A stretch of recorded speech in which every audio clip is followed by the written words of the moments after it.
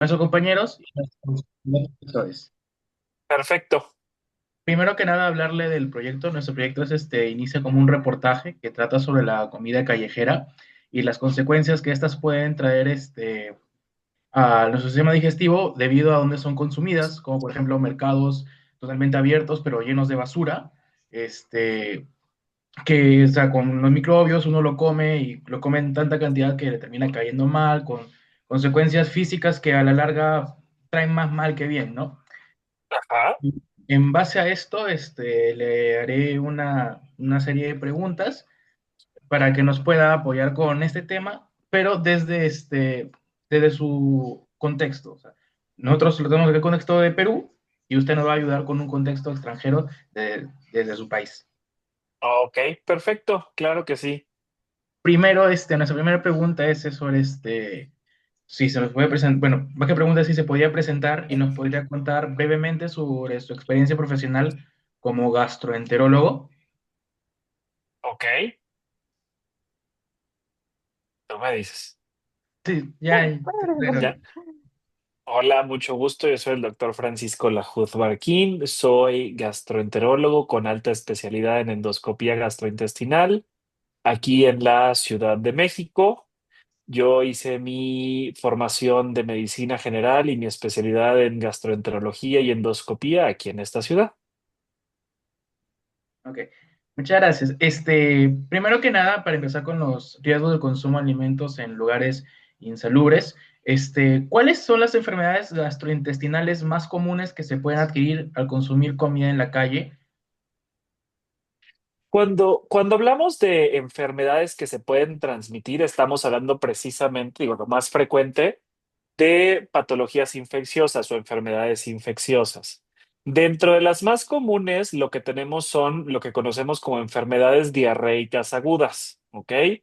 O gastroenteritis agudas. ¿Qué es esto? Es la inflamación de la capita que recubre tanto el estómago como los intestinos, y eso nos va a llevar a que la función de absorción esté disminuida. Esto llevando a que el paciente presente náusea, vómito y diarrea. Esto es lo más frecuente que hay cuando hablamos de comida, pues que se come en las calles, ¿no? O sea, no necesariamente quiere decir que el hecho de que sea en la calle sea insalubre, pero pues sí tenemos que verificar pues muchas de las especificaciones de cada una. Y esto va derivado de varias cosas, tanto del manejo de los alimentos cuando ya estén cocidos o cuando estén crudos, la cocción ineficiente de los mismos, el almacenado y el entorno que los rodea.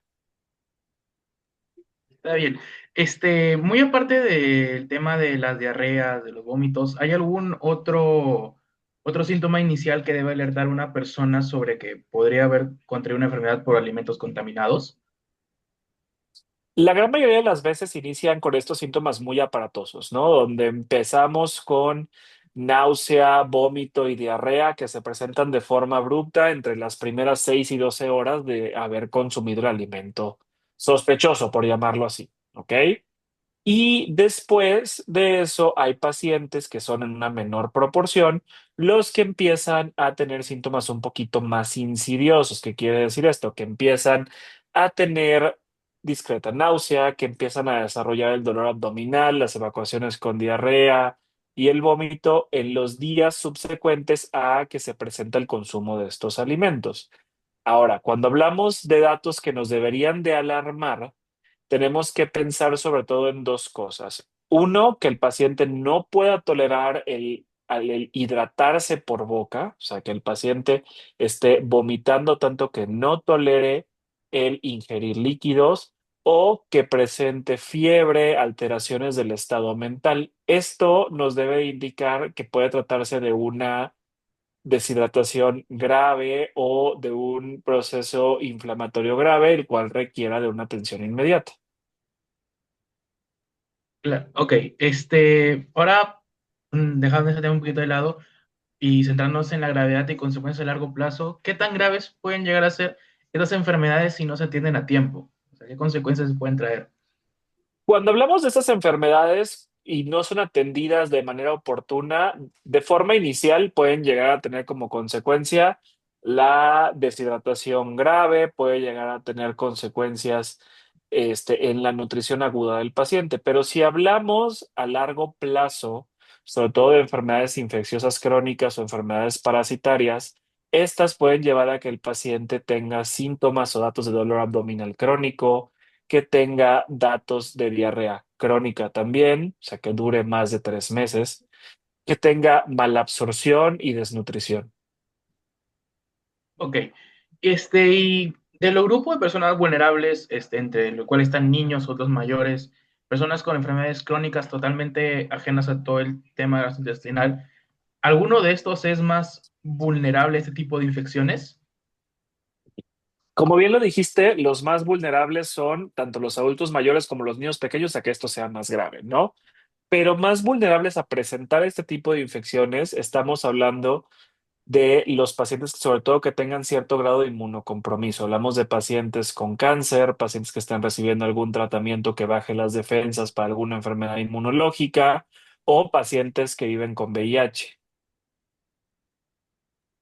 Ok, está bien. Ahora centrándonos un poco en la situación en México, desde su experiencia, ¿qué tan común es en México el consumo de alimentos de procedencia dudosa o sin los debidos controles sanitarios?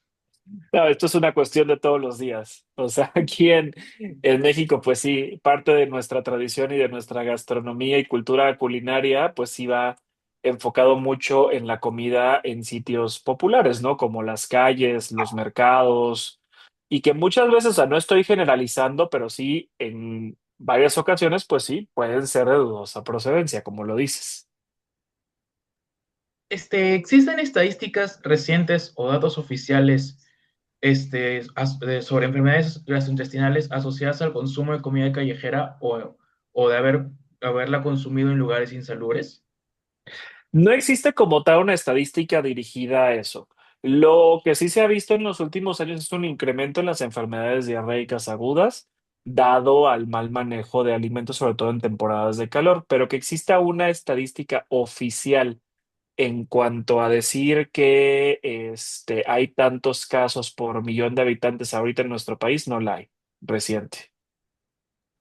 De acuerdo. ¿Y me podría comentar si tiene el dato de que, o algún aproximado de que en qué zonas del país suele presentar más casos o tienen mayor riesgo de contraer este tipo de enfermedades?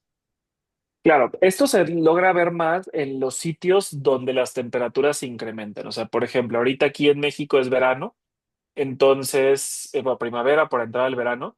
Entonces, esto, pues vaya, se ve incrementado en las temporadas donde hace más calor. ¿Por qué? Porque obviamente los alimentos tienen una temperatura mayor y no son almacenados de forma correcta, lo cual aumenta la proliferación de bacterias. Esto también se ve mucho, o sea, geográficamente hablando, en zonas donde están cercanas a las costas, ¿ok?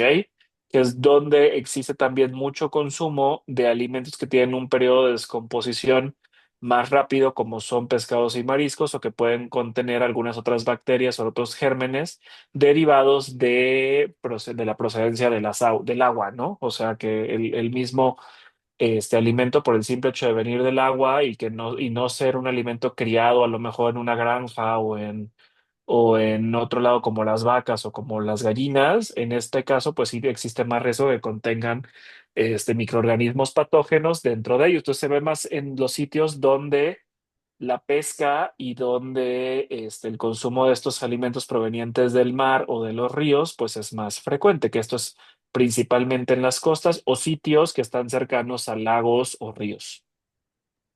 De acuerdo. Muy interesante lo que nos está comentando. Ahora, hablando del tema, todo el tratamiento y lo que viene a ser la regulación y la cultura alimentaria que se tiene, ¿usted cree que hay suficiente control o inspección sanitaria en los puestos de comidas en México? Es algo muy complejo porque realmente aquí en México es un negocio principalmente informal. O sea, no te hablo del que está dentro del mercado, que ese sí tiene mucha más regulación porque es un locatario que tiene un sitio específico, pero y tiene pues un contrato, tiene vaya ciertas regulaciones que están dadas porque se sabe quién está y dónde está. Pero cuando hablamos de los puestos callejeros o los puestos ambulantes, no existe realmente hasta el momento un censo o regulación de todo esto, lo cual hace que las prácticas insalubres pues sí puedan llegar a ser mucho más frecuentes. Claro. ¿Qué papel juega la cultura gastronómica callejera en este problema?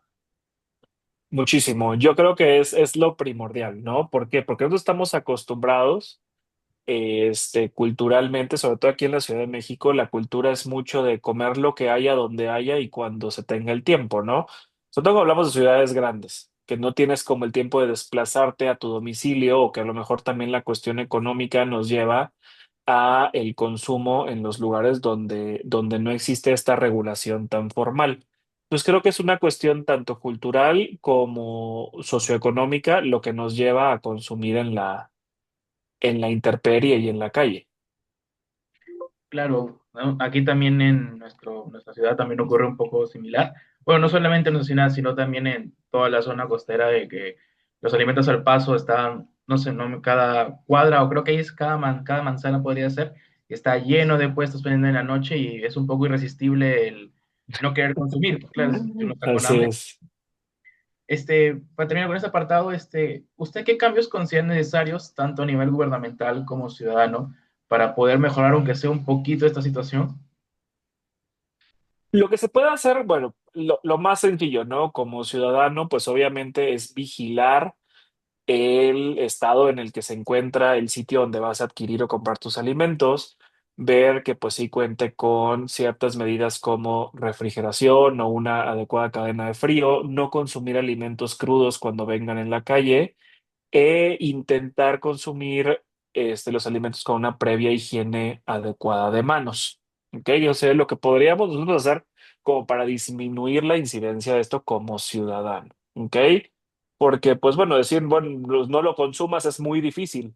O sea, en el contexto en el que vivimos es muy difícil hacerlo y emitir esa recomendación creo que no se me haría lo más correcto. Ahora, en cuestión gobierno, pues sí debería de existir un censo o regulación de todos estos puestos ambulantes, idealmente un padrón de registro en el cual pues se tenga cierta regularización o cierta formalización de estos comercios y eso nos llevaría a que tuvieran que cumplir ciertas normas sanitarias o que se tengan que apegar a la norma sanitaria como cualquier otro establecimiento formal. Eso sería la acción, yo creo, inmediata que se podría hacer.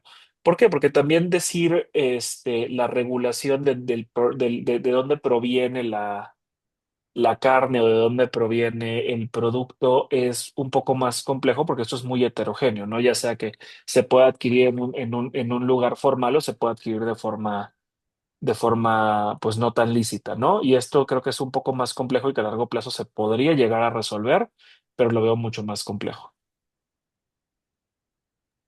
De acuerdo. Bueno, la siguiente pregunta es, yendo por la parte de la prevención, en caso de presentar síntomas, ¿cuándo considera que es urgente acudir al médico y no esperar al clásico que se pase solo? Es un dolor de estómago común y corriente, por ejemplo. Perfecto. Cuando hablamos de datos de alarma, sobre todo, ¿no? Que sería el hecho de no tolerar la vía oral, o sea, que no podamos hidratarnos, que es lo más importante en estas enfermedades. Fiebre persistente, dolor que no te permita la ingesta de alimentos. Esos serían como los tres datos principales de alarma, ¿ok? Ya que lleguen a existir alteraciones tanto en la presión, en la frecuencia cardíaca o en el estado de alerta, o sea, que el paciente esté con taquicardia con más de 90 latidos por minuto, que la presión esté por debajo de 90 sobre 60 o que empiece a tener ya cierta somnolencia, eso sí nos habla de que tenemos que ir de inmediato a buscar atención médica. Bien, de acuerdo. Y ahora para finalizar, dos preguntas más. Ujú. Este, ¿Qué recursos o instituciones recomienda consultar para información confiable sobre salud gastrointestinal? Existen muchas canales de difusión, sobre todo aquí en nuestro país. Bueno, o sea, hablando de la Secretaría de Salud, creo que es uno de los canales más formales que existen de difusión acerca de salud gastrointestinal. La Asociación Mexicana de Gastroenterología tiene información sobre salud gastrointestinal hacia pacientes y si buscamos en redes sociales, siempre asegurarnos que sea un médico gastroenterólogo que cuente con una certificación por el Consejo Mexicano de Gastroenterología. Ok, y para finalizar esta entrevista, más que pregunta es como una pequeña petición. ¿Hay algún mensaje que quisiera compartir con la población respecto a la seguridad alimentaria?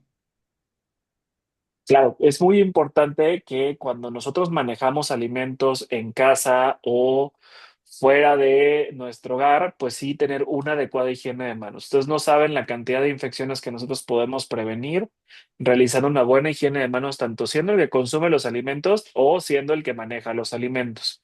Entonces, así disminuimos la transmisión de enfermedades y tratar de evitar la contaminación cruzada, que es utilizar, por ejemplo, el mismo cuchillo que usaste para manejar la carne cruda, utilizarlo para manejar, no sé, la cebolla o el cilantro, ¿no? Entonces, sí tener una buena higiene en los insumos y en las manos. Y esto pues puede salvar muchas vidas a la larga. Muchas gracias por su tiempo, doctor Francisco. Disculpe por haberlo conectado un poquito tarde. No, no se preocupen. Con mucho gusto. Estaba muy interesante lo que nos ha contado. Muchas gracias. Sale.